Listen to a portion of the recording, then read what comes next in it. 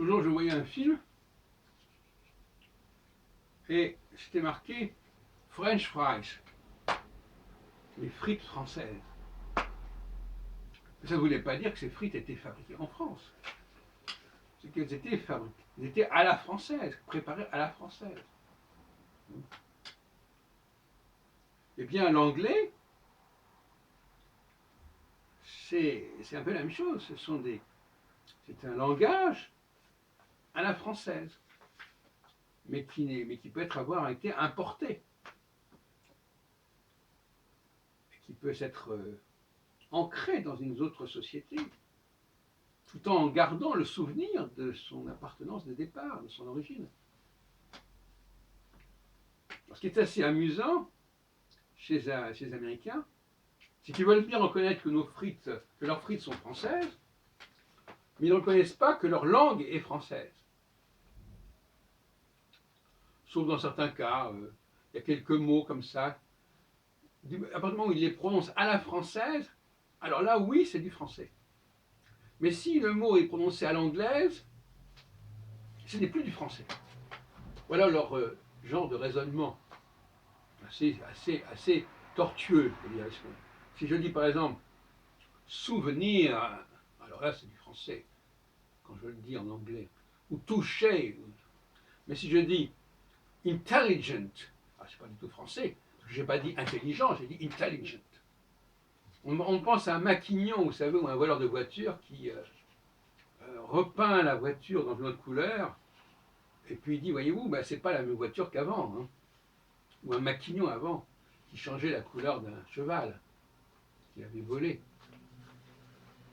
Ça crée une très bizarre mentalité, comme ça, cette façon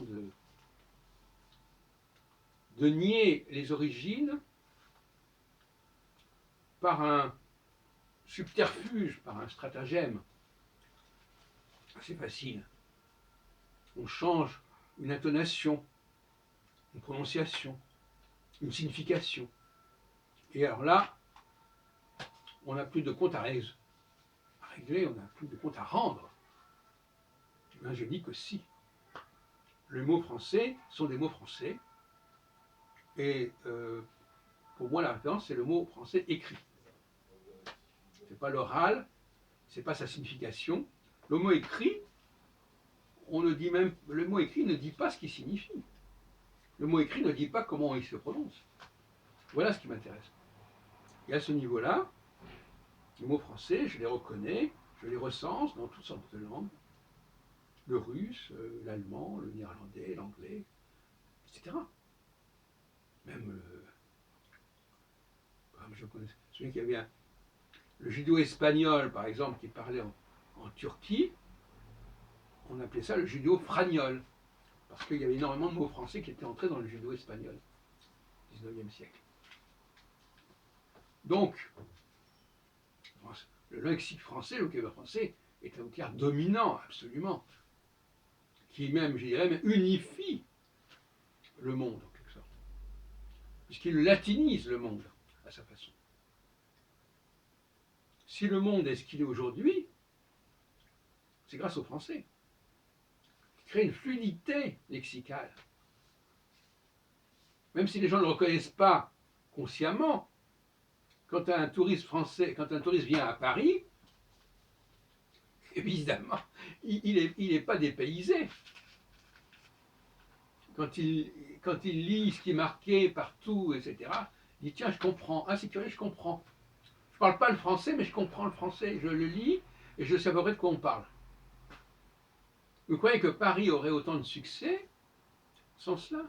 Et même les Américains qui viennent en Italie, en Espagne, eh bien, le fait qu'ils connaissent qu'en anglais il y a tellement de mots français, ça leur permet de se retrouver facilement en italien et en espagnol. On retrouve les mêmes mots, les mêmes racines. Le français est une langue fondamentale. C'est une langue d'unité qui unifie le monde.